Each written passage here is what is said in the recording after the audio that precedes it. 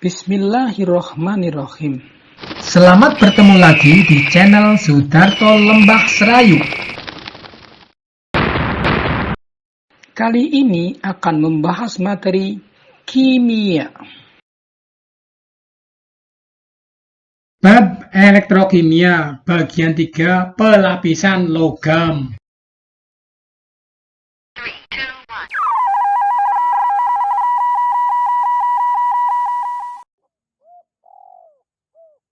Pelapisan logam merupakan pengendapan satu lapisan tipis pada suatu permukaan logam atau plastik yang biasanya dilakukan secara elektrolit, tetapi dapat juga hanya menggunakan reaksi kimia, di mana diharapkan benda tersebut akan mengalami perbaikan baik dalam hal struktur mikro maupun ketahanannya. Dan tidak menutup kemungkinan pula terjadi perbaikan terhadap sifat fisiknya. Prinsip dasar pelapisan logam secara listrik adalah penempatan ion logam yang ditambah elektron pada logam yang dilapisi, di mana ion-ion logam tersebut diperoleh dari anoda dan elektrolit yang digunakan. Tujuan pelapisan logam adalah 1. Melindungi logam dari korosi. 2. Memperbaiki tampak rupa atau dekorasi, misalnya pelapisan emas, perak, kuningan, dan tembaga. 3. Meningkatkan ketahanan produk terhadap gesekan atau abrasi, misalnya pelapisan. 4. Memperbaiki kehalusan atau bentuk permukaan dan toleransi logam dasar, misalnya pelapisan nikel, kromium, dan lain-lain. 5. Electroforming, yaitu membentuk benda kerja dengan cara endapan. Metode pelapisan logam. Terdapat 3 metode pelapisan logam. 1. Pelapisan logam dengan cara listrik atau electroplating. Pelapisan secara listrik, electroplating, adalah proses pelapisan logam yang menggunakan arus listrik searah atau DC melalui metode elektrolisa. Lapis listrik memberikan suatu perlindungan logam, memanfaatkan logam-logam tertentu sebagai lapis lindung atau korban, misalnya tembaga, nikel, seng, kromium, emas, perak, kuningan, perunggu, dan lain sebagainya. Pelapisan logam atau electroplating dibuat dengan jalan mengalirkan arus listrik melalui larutan antara logam atau material lain yang konduktif. 2 buah plat logam merupakan anoda dan katoda dihubungkan pada kutub positif dan negatif terminal sumber arus arah atau DC. Logam yang terhubung dengan kutub positif disebut anoda dan yang terhubung dengan kutub negatif disebut katoda. Ketika sumber tegangan berada dalam elektrolit, maka kutub positif mengeluarkan ion yang bergerak dalam larutan, di mana ion tersebut bergerak menuju katoda dan disebut sebagai kation. Kutub negatif juga mengeluarkan ion yang bergerak menuju anoda dan disebut sebagai anion. Larutannya disebut elektrolit. Hubungan antara voltase dalam elektrolit dan kekuatan arus listrik yang mengalir ditunjukkan oleh hukum Ohm, yaitu I sama dengan E per R, di mana I sama dengan arus listrik, satuan ampere. E adalah beda potensial, satuan volt, dan R adalah resistance, satuan ohm. Besarnya listrik yang mengalir atau kolom sama dengan arus listrik dikalikan dengan waktu. Dalam pemakaian secara umum atau dalam pemakaian electroplating, satuannya adalah ampere jam atau ampere hour yang besarnya 3600 coulomb, yaitu sama dengan listrik yang mengalir ketika arus listrik sebesar 1 ampere mengalir selama 1 jam.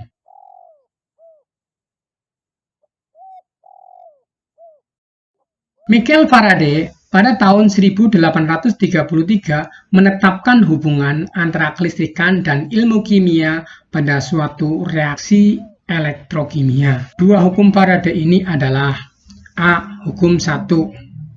Jumlah dari tiap elemen atau grup dari elemen-elemen yang dibebaskan pada kedua anoda dan katoda selama elektrolisa sebanding dengan jumlah listrik yang mengalir dalam larutan.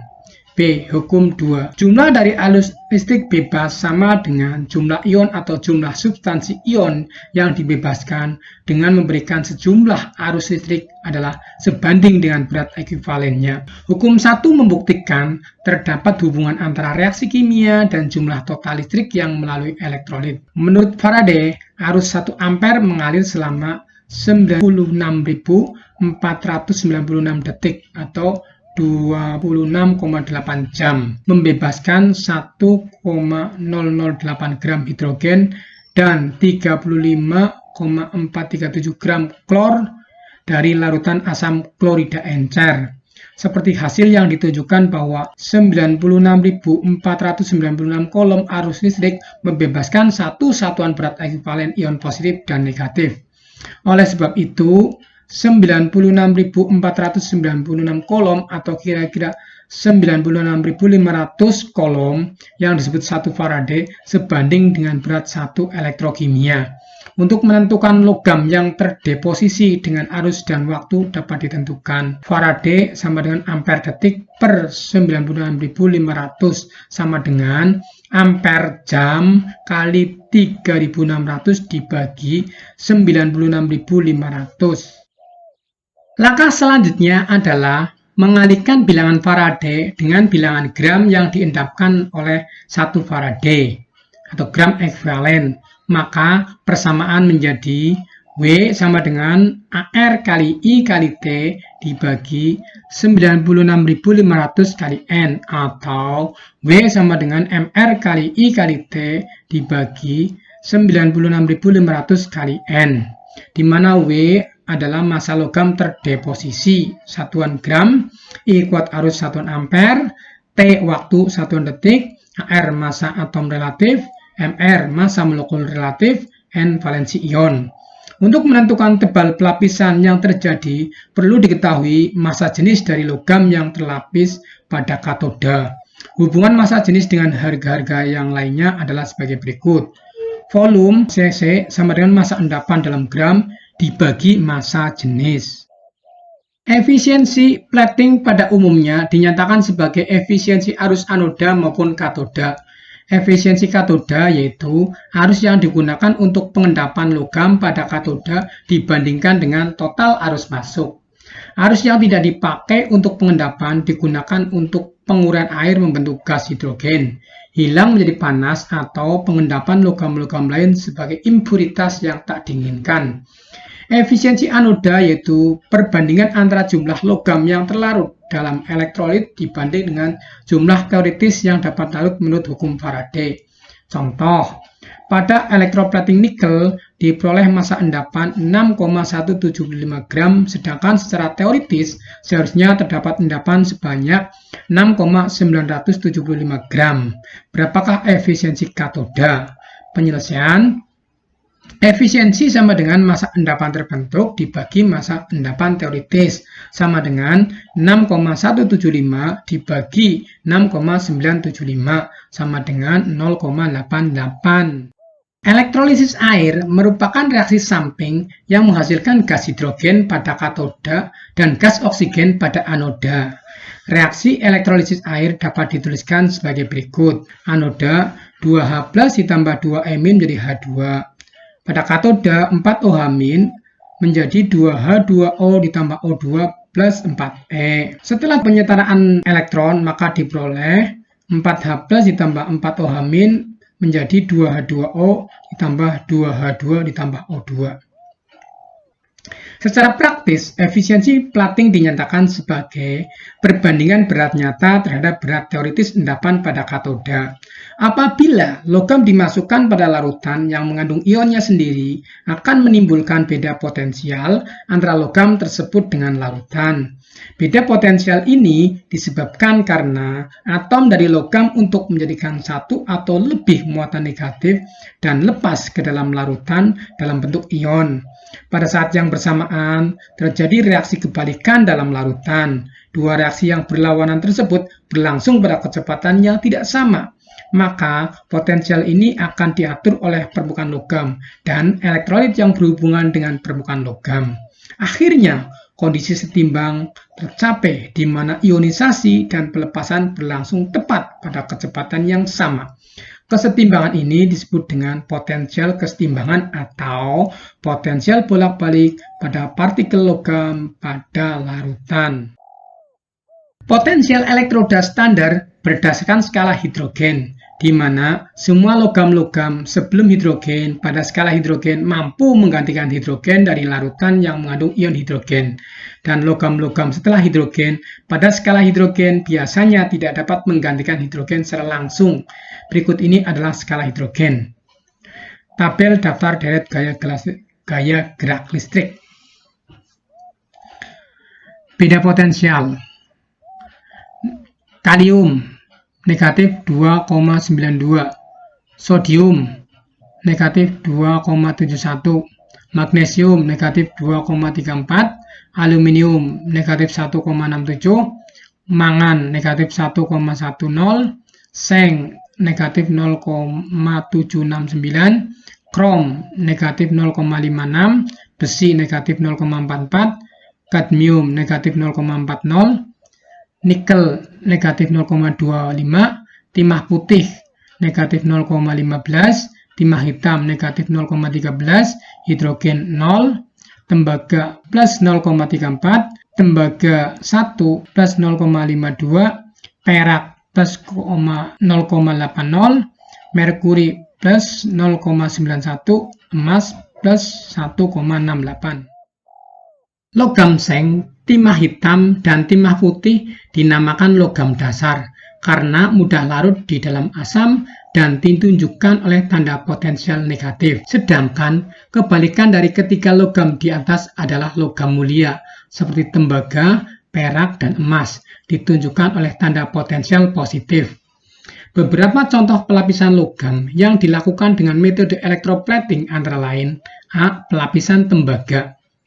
Pelapisan tembaga merupakan pelapisan yang disebut pelapisan pendahuluan sebelum dilakukan pelapisan selanjutnya yang tebalnya berkisar 1-3 mikron. Bila mana logam yang dilapisi terbuat dari baja dan baduannya, biasanya pelapisan perantara perlu dilakukan. Sedangkan untuk logam yang dilapisi tembaga dan baduannya tidak perlu dilakukan karena unsur tembaga sudah ada. Pelapisan tembaga banyak digunakan antara lain untuk memperoleh lapisan logam dengan tujuan antara lain: 1.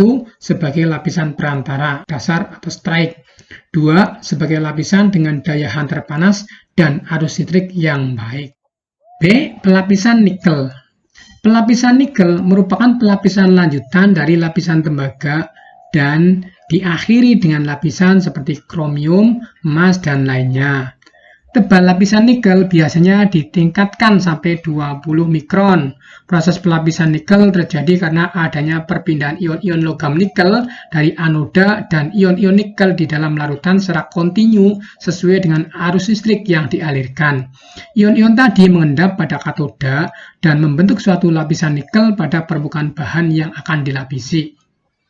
C. Pelapisan kromium. Pelapisan kromium merupakan lapis lindung atau pengerjaan permukaan atau surface treatment metal finishing pada tahun 1930 dan merupakan lapisan yang mempunyai sifat-sifat yang keras, warna putih kebiru-biruan, tahan korosi, tidak berubah warna terhadap pengaruh cuaca, dan tahan terhadap efek kekusaman yang tinggi. 2. Pelapisan logam dengan cara celup panas atau hot dip. Pelapisan secara hot dip galvanizing atau pelapisan secara celup panas adalah suatu proses pelapisan di mana logam pelapisnya dipanaskan terlebih dahulu hingga mencair. Kemudian, logam yang akan dilapisi yang biasa disebut logam dasar dicelupkan ke dalam bak galvanis yang telah berisi seng cair tadi. Sehingga dalam beberapa saat, logam tersebut akan terlapisi oleh lapisan berupa lapisan paduan antara logam pelapis, yaitu seng, dengan logam dasar dalam bentuk ikatan metalurgi yang kuat dan tersusun secara berlapis-lapis yang disebut fasa. Pelapisan dengan metode hot dip galvanizing sering juga disebut dengan proses pelapisan logam dengan logam lain yang lebih anodik sesuai dengan deret galvanik. Proses pelapisan dengan metode hot dip galvanizing dapat dibagi menjadi 3 tahap proses, yaitu tahap persiapan, pre-treatment, tahap pencelupan galvanizing, tahap pendinginan, dan tahap akhir.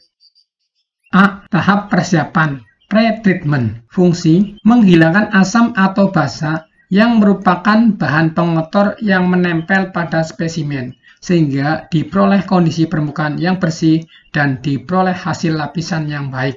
Proses pembersihan permukaan yang akan dilapisi dapat dilakukan sesuai dengan jenis pengotor yang menempel pada permukaan spesimen.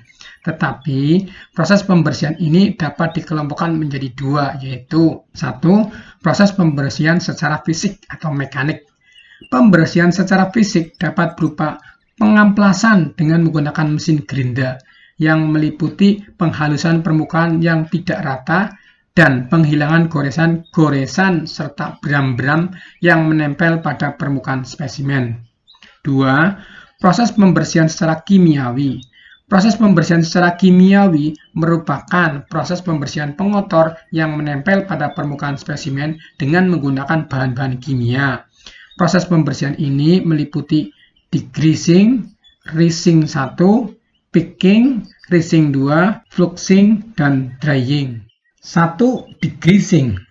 Tujuan menghilangkan kotoran, minyak, lemak, cat, dan kotoran padat lainnya yang menempel pada permukaan spesimen.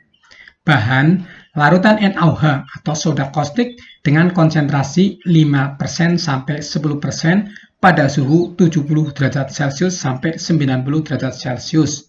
Waktu kurang lebih 10 menit. 2. Rinsing 1. Tujuan membersihkan soda kaustik pada proses degreasing yang masih menempel pada permukaan spesimen dalam. Bahan air bersih. Kondisi temperatur kamar. 3. Pickling. Tujuan menghilangkan karat yang melekat pada permukaan spesimen. Cara dicelupkan ke dalam larutan HCl atau asam klorida atau larutan H2SO4 atau asam sulfat dengan konsentrasi 10% sampai 15%. Waktu 15 sampai 20 menit. 4. Rinsing 2. Tujuan membersihkan larutan HCl atau H2SO4 yang menempel pada spesimen saat proses pickling. Bahan air bersih. Kondisi temperatur kamar.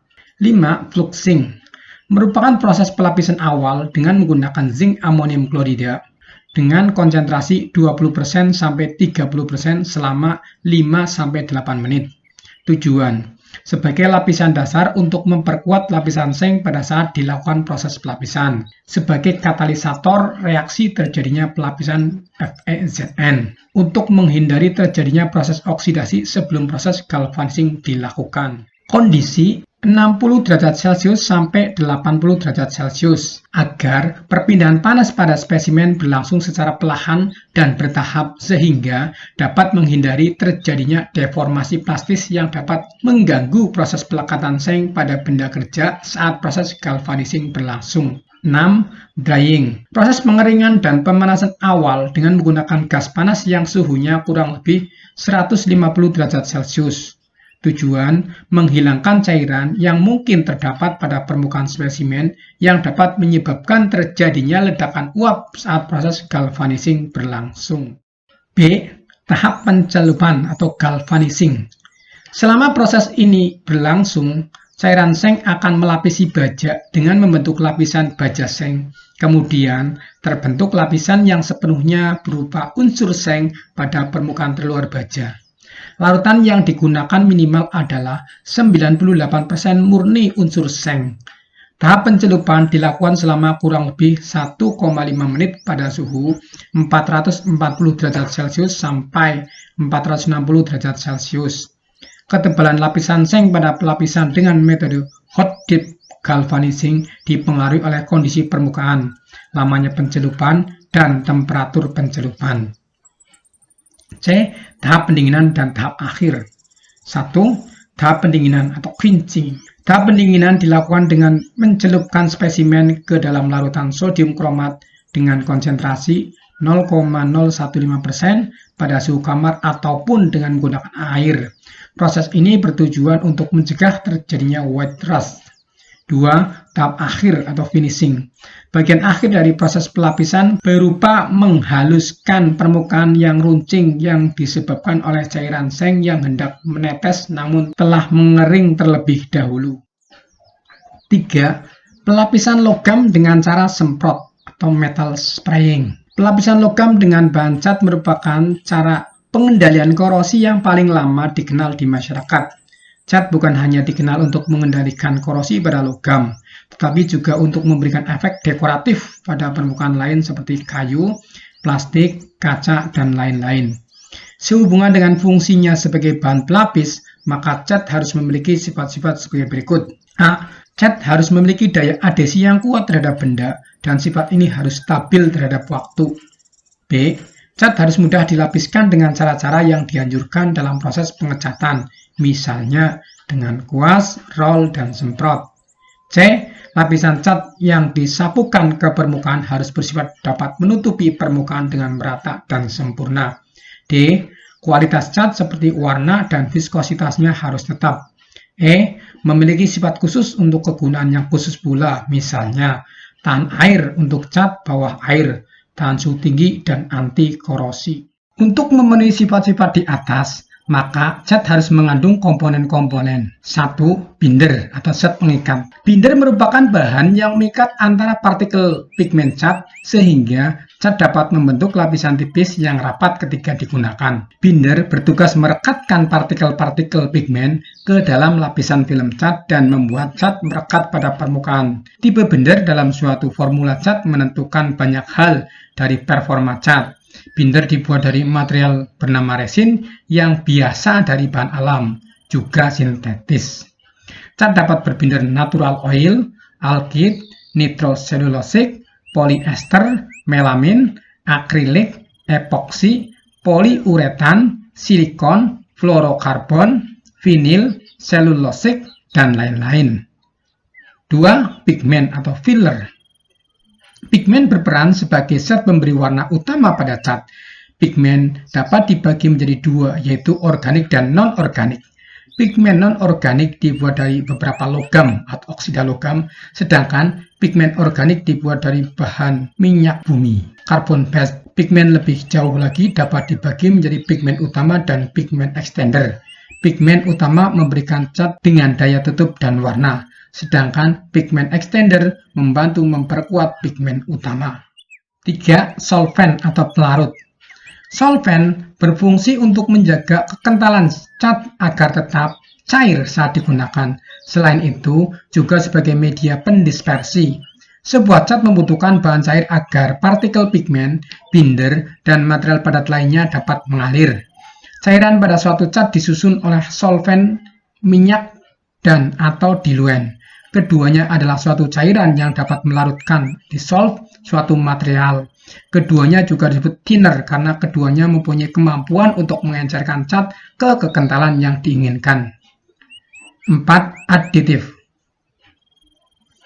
Aditif merupakan bahan yang ditambahkan dalam cat untuk menambahkan properti atau sifat-sifat cat sehingga dapat meningkatkan kualitas cat.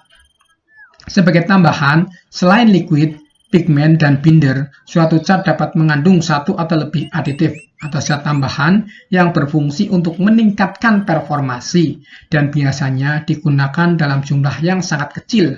Hal ini mempengaruhi fitur dari tergantung penggunaan akhir cat, terutama kemampuan flow dan leveling dari cat. Latihan nomor 1. Berikut yang bukan tujuan pelapisan logam adalah: A. Perbaikan sifat fisik. B. Melindungi logam dari korosi. C. Memperbaiki tampak rupa atau dekorasi. D. Meningkatkan ketahanan produk terhadap gesekan atau abrasi. E. Electroforming, yaitu membentuk benda kerja dengan cara endapan. Nomor 2. Besarnya listrik yang mengalir atau kolom sama dengan: A. Arus listrik dibagi dengan waktu. B. Arus listrik dikalikan dengan waktu. C. Tegangan dibagi dengan waktu. D. Tegangan dikalikan dengan waktu. E. Waktu dibagi dengan arus listrik. Nomor 3. Massa logam terdeposisi berbanding A. Lurus dengan valensi ion, B. Lurus dengan 96.500, C. Lurus massa atom relatif, D. Terbalik dengan kuat arus, E. Terbalik dengan waktu. Nomor 4. Pada elektroplating nikel diperoleh massa endapan 8 gram, sedangkan secara teoritis seharusnya terdapat endapan sebanyak 10 gram. Maka efisiensi katoda adalah A. 0,20, B. 0,40, C. 0,60, D. 0,80, E. 1,00. Nomor 5. Pada elektrolisis dihasilkan A. Gas helium di katoda dan gas klor di anoda, B. Gas oksigen di katoda dan gas helium di anoda, C. Gas helium di katoda dan gas oksigen di anoda, D. Gas hidrogen di anoda dan gas oksigen di katoda, E. Gas hidrogen di katoda dan gas oksigen di anoda. Nomor 6. Perhatikan gambar berikut.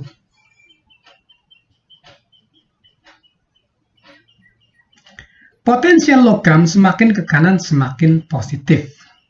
Berdasar gambar di atas, maka logam yang dapat menghasilkan hidrogen adalah A. Fe, B. Cu, C. Hg, D. Ag, E. Pt. Nomor 7. Perhatikan kalimat-kalimat berikut. 1. Sebagai lapisan pemancar kalor. 2. Sebagai lapisan perantara. 3. Sebagai lapisan dengan daya hantar panas dan arus listrik yang baik. 4. Sebagai sumber elektron. Yang merupakan tujuan pelapisan tembaga adalah A. 1 dan 3, B. 2 dan 3, C. 2 dan 4, D. 3 dan 4, E. 2, 3, dan 4. Nomor 8. Urutan proses pembersihan secara kimiawi adalah A. Degreasing, rinsing 1, rinsing 2, pickling, fluxing, dan drying. B. Degreasing, rinsing 1, rinsing 2, fluxing, pickling, dan drying. C. Degreasing, rinsing 1, pickling, rinsing 2, fluxing, dan drying. D. Degreasing, fluxing, rinsing 1, pickling, rinsing 2, dan drying. E. Degreasing, rinsing 1, rinsing 2, pickling, fluxing, dan drying. Nomor 9. Proses pembersihan secara kimiawi yang bertujuan menghilangkan cairan yang mungkin terdapat pada permukaan spesimen adalah A. Degreasing, B. Rinsing, C. Pickling, D. Drying, E. Fluxing. Nomor 10. Komponen cat yang berfungsi untuk mengikat antara partikel pigmen cat adalah A. Additive, B. Solvent, C. Pigment, D. Filler, E. Binder.